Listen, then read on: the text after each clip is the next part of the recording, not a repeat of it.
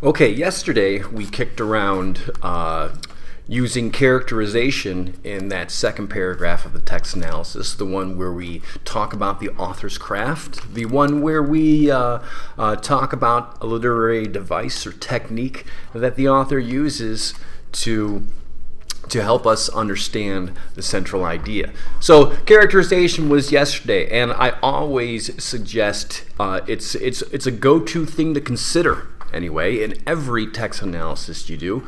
And the other two literary devices that I always recommend is conflict and symbols. Now, let's talk about conflict first. We talked about internal conflict when we were coming up with central ideas, because I showed you how if you just consider the internal conflict of your main character, you're probably going to be pointed in the direction of a really good central idea. And to be honest, this short story, Good, the internal conflict is pretty much the only conflict that's there. Yeah, I do suppose that you could argue that the husband is in a conflict with nature with his cancer diagnosis, and I suppose if that comes in handy for your text analysis, yeah, I suppose you can use that. But here's the thing. If you use that method of finding a central idea by using internal conflict, and then you want to talk about internal conflict in your second paragraph as well, you can. However, you will have to find different quotes than the ones you use in that first paragraph. If you don't, it really does not show enough understanding of the short story. So it's doable, but be careful.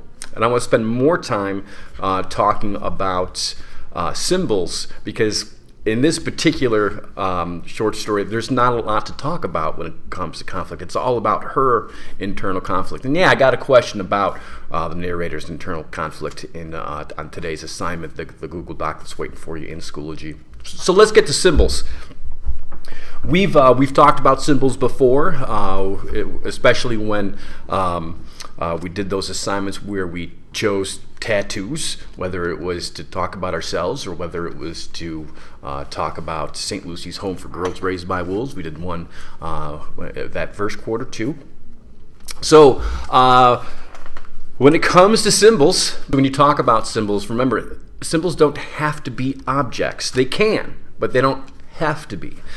Symbols can also be actions, right? A symbolic action, like a handshake, like a high five, those kinds of things. So, her answer to whether or not she's going to be a surrogate for her husband's clone, it's the last thing she says in this short story. It's the title, and when she says that word, good.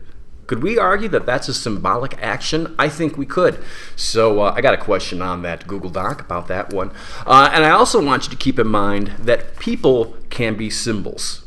The same way that, hey, Mr. Rogers, I think he's a symbol of kindness, wouldn't you? I mean, try to say something bad about Fred Rogers. It's tough. By the way, I don't know if you've heard that rumor that he was a Navy SEALs sniper in his earlier days.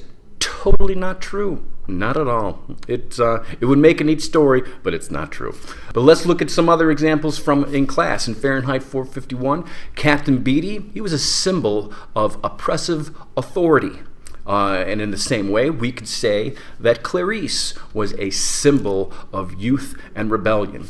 Heck, we could say Mildred Montag was a symbol of a shallow existence. So what about in the short story Good? What could you say the narrator is a symbol of?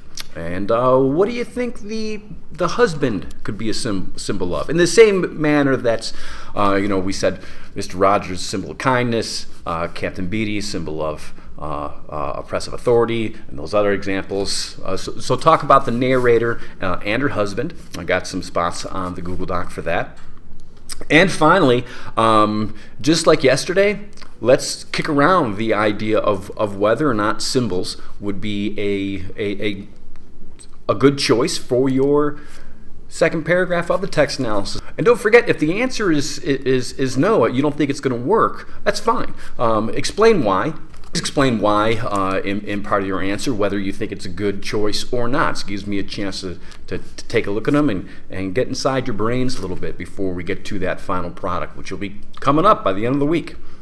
Finally, before I'm out of here, just one more reminder that anytime you come across a text analysis, I really do think that characterization, conflict, and symbols are go-to things to explore. Not all three are always going to work out as good choices, but that's all right. You got three choices. One of them is going to be a better choice than others. Oh, well, heck. But in order to make the best choice, we got to spend some time kicking around each choice. All right, so that's really what we did yesterday. That is what we're doing today.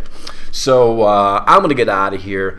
Everything's in Schoology waiting for you. I'm looking forward to reading your work. Mr. C's out of here.